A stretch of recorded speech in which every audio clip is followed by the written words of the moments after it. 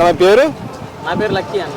ఏం చేస్తుంటారన్నా? నేను ఇక్కడ రియల్ ఎస్టేట్ చేస్తాను. రియల్ ఎస్టేట్ చేస్తున్నారు ఏంటి? మరి కుటుంబ ప్రభుత్వం పేద ప్రజలు ఎవరు బతకలేకుండా ఉన్నారా? రియల్ ఎస్టేట్ కూడా డల్గా ఉందని చెప్పి అంటాను. నిజం లేదన్న, అమ్ముకునే వాడికి రోజు బాగానే ఉంటది వ్యాపారం, ఇబ్బంది లేదు. రియల్ ఎస్టేట్ ఎప్పటి నుంచి బాగానే ఉంటది.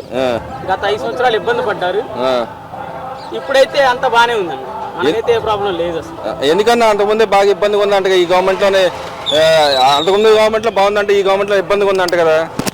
చేతగా కన్నా వాళ్ళకి చేత కాలేదు, చేసుకోవడం కుదరలేదు.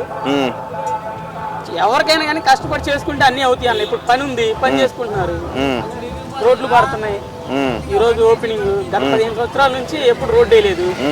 ఈ రోజు బల్లెమారి వీధి మహానాడు రోడ్డు 2 వేస్తున్నారు అన్న. ఎందుకు వేస్తున్నారు? డెవలప్మెంట్స్, గవర్నమెంట్ వచ్చింది, డెవలప్మెంట్ వాళ్ళు పూర్తి చేస్తారు. వాళ్ళు మాట ఇచ్చారు, మాట ప్రకారం నిలబెట్టుకుంటున్నారు. గతంలో మరి ఆయన కూడా మాట ఇచ్చాడు, మనవ తిప్పడు అనేవాడు కదా. ఆయన మడవం కాదు కదా, ఏది చెప్పలేడులే. కానీ ఇప్పుడు ఈ గవర్నమెంట్ వచ్చింది కాబట్టి వీళ్ళు అన్ని పనులు చేసి పూర్తి చేసి చూపిస్తారన్న. దీనివల్ల ఉపయోగం ఏంటంటే ఈ రోడ్లు పడతాం వల్ల ఈ డెవలప్మెంట్ అయింది అనుకోండి. కానూరు, మురళీనగర్, ప్రసాదంపాడు హైవే మీద ఉన్న ట్రాఫిక్ అంతా హైవే ఎక్కకుండా ఆటోనగర్ రావడానికి ఈజీగా ఉంటది. మహానాడు రోడ్డు కంటిన్యూగా వాడుకుంటారు, కామినీ హాస్పిటల్ మీదుగా ఈ ఏరియా అంతా డెవలప్ అయిపోతుంది. మరి ఇప్పుడు అమరావతి రాజధానికి అనౌన్స్ చేశారు, దానివల్ల ఉపయోగం ఏంటంటే అసలు నిజంగా రాజధాని అవసరం అంటావా? అమరావతి ఆంధ్రుల హక్కు అన్నది. రాజధాని అనేది లేకపోతే ఈ రోజు అందరూ ఇంకా అలా అడుక్కునే వాళ్ళు. ఇప్పుడు రాజధాని అమరావతి రాజధాని ఆంధ్రుల హక్కు అది. అది ఉండబట్టే మనం కాలర్ ఎత్తుకొని తిరుగుతున్నాం. గతంలో కాలర్ కాదు కదా, చొక్కా చుట్టుకొని తిరిగే వాళ్ళు. మరి ఇప్పుడు అనౌన్స్ చేస్తే ఏకైక రాజధానికి అనౌన్స్ చేసింది. మరి వైసీపీ వాళ్ళని అసలు మేము అపోజ్ చేస్తున్నాం అంటున్నారు. మరి రేపు రాబోయే భవిష్యత్తులో వాళ్ళు ఏ బేస్ మీద వెళ్తారంటారు? వాళ్ళు ఏ బేస్ మీద వెళ్ళరన్న, అలా ప్రజల్ని ఏదో ఒక మాయ మాటలు చెప్పి పబ్బం గడుపుకోవడం తప్ప పరిపాలన అనేది చేయలేరు, చేత కాదు. అంటే అమరావతి పేరు చెప్పుకొని అక్కడ రాజధాని భూములు కొట్టేసి అవినీతి చేస్తున్నాడు చంద్రబాబు నాయుడు చేయటం ఏందన్నా, కళ్ళ ముందు కనబడుతుంది కదా. ఒకసారి ఖాళీగా ఉన్నప్పుడు వీళ్ళందరూ వచ్చి రాజధాని ఎలా ఉందో చూసుకోవాలి. టీవీల ముందు కూర్చొని పేపర్లో ప్రకటనలు చేసుకుంటూ బట్టలు నొక్కుంటూ కూర్చుంటే పనిలో. అంటే మరి ఆయన అసెంబ్లీకి అయితే వెళ్ళలేదు, ఆయన ఎప్పుడు చూడలేడు. మరి ఒక్కసారి వెళ్ళాలి, ఖాళీగా ఒక అర్ధగంట టైం చూసుకుని అసలు ఏంటి రాజధాని ఎలా ఉంది ఏంటి అనేది అక్కడికి వెళ్ళి చూసుకుంటే డెవలప్మెంట్స్ అర్థమవుతాయి. అంటే ఆయన ప్రజల మధ్య ఉండే నాయకుడు, ఆయన ఖాళీ ఆడ దొరకదంట కదా? ఎందుకు ఉంటదన్న, ఖాళీ దొరకకుండా ఎట్లా ఉంటదన్న? మనిషి అన్న అక్కడ 24 గంటల టైం ఉంది, ఖాళీ గంట టైం దొరకదా? పోనీ అర్ధగంట చూసుకోమాను, చక్కగా నడుచుకుంటూ వెళ్ళిపోవచ్చు. ఎక్కడి నుంచి? ఉండవల్లి సెంటర్ నుంచి ఎక్కి సిడి యాక్సెస్ రోడ్ కొత్తగా రోడ్ వేశారు, కాలం మట్టి కూడా అంటది. చూసి రావాలి ఒకసారి వెళ్ళి, అప్పుడు తెలిసిద్ది ఎలా డెవలప్ చేశారు, ఏమేమి రోడ్లు కట్టారు, రోడ్లు వేశారు, ఏమేమి బిల్డింగ్లు కట్టారు అనేది తెలుస్తుంది. తిరగాలి. ఇప్పటికే అంటున్నారు అక్కడ ఏం డెవలప్మెంట్ కాలేదు, అనవసరం 2 లక్షల కోట్లు అనవసరం దండగా చెబుతున్నారు. వాళ్ళు ఇంకొక 150 సంవత్సరాలైనా అలాగే అంటారు. ఎందుకు? చేత కాదు, చేతగాని వాడు ఎన్నేం చెబుతాడు మాటలు. ఇక్కడ మాటలు చెప్పడం ఉండదు, చేసి చూపించడమే. ఇది మేము 15 సంవత్సరాల నుంచి వస్తున్నాం, దెబ్బకి అయిపోయింది. ఎందుకు ఆ నిబద్ధత ఎందుకు లేదంటారు వాళ్ళలో? చెప్పేవాడు ఉండాలి కదా, వెనక చేసేవాడు ఒకడు ఉండాలి ముందు. ఎవరు లేరు వాళ్ళు, అది వాళ్ళు చెప్పరు, వీళ్ళు చేయరు. అంటే అసలు ఇదే తత్వం ఉందంట ఆయనలో. ఎందుకు ఇంటే ఈ కష్టాలు ఎందుకు ఉంటాయి రాష్ట్రానికి? వినాలి ఫస్ట్, ఎదురు ఏం చెప్తున్నాడో వినాలి, నేర్చుకోవాలి, ముందుకెళ్ళాలి. ఇప్పుడు నాయకుడు ఎలా ఉండాలో చంద్రబాబు నాయుడు గారిని చూసి నేర్చుకోవాలి. ఈ ప్రభుత్వం వచ్చి ఏమేమి డెవలప్మెంట్ చేసింది అనేది కూడా ఒకసారి. అంటే ఆయన అంటున్నాడుగా, అన్ని నేనే డెవలప్ చేసిన అయ్యే చంద్రబాబు నాయుడు పేరు చెప్పుకొని తిరుగుతా ఉన్నాడు, నేను చేసిందలా ఆయన చెప్పుకొని తిరుగుతా ఉన్నాడు చెప్పి అంటున్నాడుగా.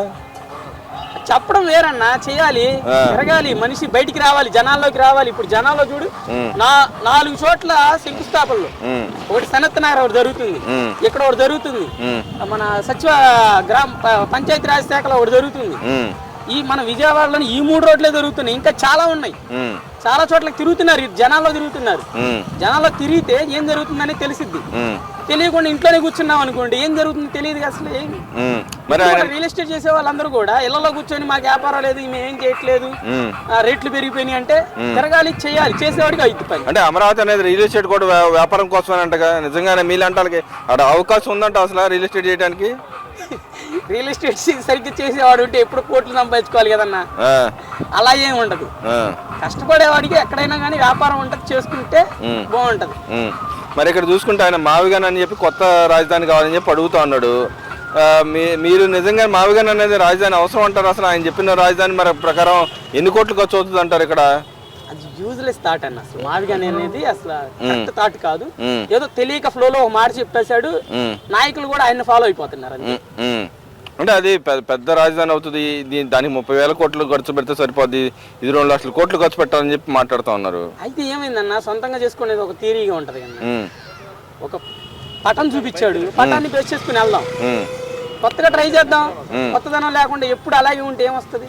అంటే ఇప్పుడు రాజధాని అనేది ఒక ప్రాంతం మధ్యలో జరుగుతుంది. ఈయన చెప్పిందంటే కారిడార్కి రాజధానికి అసలు సంబంధం లేదు. అసలు కారిడార్కి రాజధానికి ఎటువంటి సంబంధం లేదు. అదొక ఆలోచించే విధానంలో కొత్తదనం ఉన్నప్పుడు ఎప్పుడైనా కానీ రాష్ట్రం బాగుపడింది. అంటే ఇప్పుడు అక్కడ ఏదైతే మచిలీపట్నం నుంచి రోడ్డు పక్కన కన్స్ట్రక్షన్ చేసుకోవాలంటే ఎన్ని ఎకరాలు తీసుకోవాలన్నా? చాలా పొలం తీసుకోవాలి, దానికి ఖర్చుతో కూడుకున్న పని. అయ్యేది కాదన్న, మాటలతో చెప్పేది కాదు. ఏదైనా ఎందుకు అయ్యేది కాదు? డెవలప్మెంట్ అనేది అక్కడ అవ్వదు. ఎందుకు కారణం ఏందంటావు? వసతులు కూడా చూసుకోవాలి కదన్న. ఇప్పుడు హైదరాబాద్ నుంచి రావాలంటే మళ్ళీ సముద్రం దగ్గరికి వెళ్ళాలి, అక్కడ నుంచి కంటిన్యూ ఈ 3 చూసుకోవాలంటే ఒక మూలం ఉన్నట్టు ఉంటుంది. అంటే మీరు బేసిక్ గా కన్స్ట్రక్షన్ లో ఉన్నారు కాబట్టి మామూలుగా జనరల్ గా మీరు ఆలోచించే విధానం ఏం కావాలని కోరుకుంటారు? కన్స్ట్రక్షన్ కానీ ఏదైనా డెవలప్మెంట్ జరగాలంటే ఏం కావాలి? బేసిక్ నీడ్స్, బేసిక్ వాటర్ అన్న. మెయిన్ వాటర్ చూసుకుంటారు. ఎక్కడైతే వాటర్ బాగుంటుందో అక్కడ చూసుకుంటాం అన్న.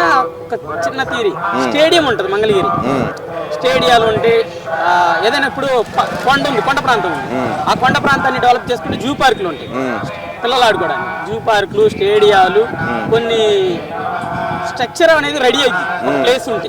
ఇక్కడ నీకు ఏమి ఉండదన్న. బందర్ నుంచి చూసుకుంటే విజయవాడ దాకా ఏమి ఉండదు, ఒక రోడ్, క్యారిడార్ రోడ్ ఒకటే ఉంటది. అందుకని డెవలప్మెంట్ చేయడానికి కష్టం ఇక్కడ. అంటే బేసిక్ గా నీళ్లతో పాటు ఇంకేం కావాలి? బేసిక్ ఎన్వైరన్మెంట్ ఏం కావాలి? కూడా కావాలన్న. 4 వైపుల నుంచి రావాలి జనాలు. గుంటూరు, విశాఖపట్నం, హైదరాబాదు. నేను హైదరాబాద్ నుంచి కూడా మనకి రావాలి జనం. సో ఇటు సత్తెనపల్లి చాలా అన్ని వైపుల మధ్యలో ఉంటది కాబట్టి అమరావతి కరెక్ట్. అంటే మేము మెయిన్ గా బేసిక్ గా అపోజ్ చేస్తుంది ఒక దగ్గరే అవుతుంది కాబట్టి అపోజ్ చేస్తామని చెబుతున్నారు. నిజంగానే ఒక దగ్గరే అవుతుందా లేదా ఇంటిగ్రేటెడ్ చుట్టుపక్కల డెవలప్ అవుతుంది? ఇప్పుడు గుంటూరు, విజయవాడ ఖచ్చితంగా రాజధాని అనుకుంటారు. విజయవాడలో ఉన్న వాళ్ళు ఎప్పుడు కూడా విజయవాడ రాజధాని కదా అని ఫీల్ అవరు. విజయవాడ రాజధాని, గుంటూరు రాజధాని అని 2 జిల్లాలను బేస్ చేసుకునే రాజధాని ఫిక్స్ అయిపోతాం. మరి ఆయన చెప్పింది బేస్లెస్ అని మీరే అంటున్నారు, మరి ఆయన ఎందుకు తెలియలేదు అంటారు? అంత నాలెడ్జ్ ఉంటే ఈ పాటికి ఎందుకు పోతాయన్నా అని. నాలెడ్జ్ ల్యాక్ అయ్యేది. కొంచెం అన్నా ఆలోచించుకొని నిదానం చేసుకుంటే పనులు బాగానే ఉంటాయి, తొందరపడకూడదు. మరి ఓవరాల్ గా మీరు ఈ ప్రాంత వాసిగా చెప్పండి, అమరావతి రాజధాని, ఏకైక రాజధాని అని చెప్పి అన్నా కూడా వాళ్ళు మేము వస్తే మార్చేస్తాం అని చెప్పి అంటా ఉన్నారు. నిజంగా మార్చగలరు అంటారా? మార్చలేరు. ఎందుకని?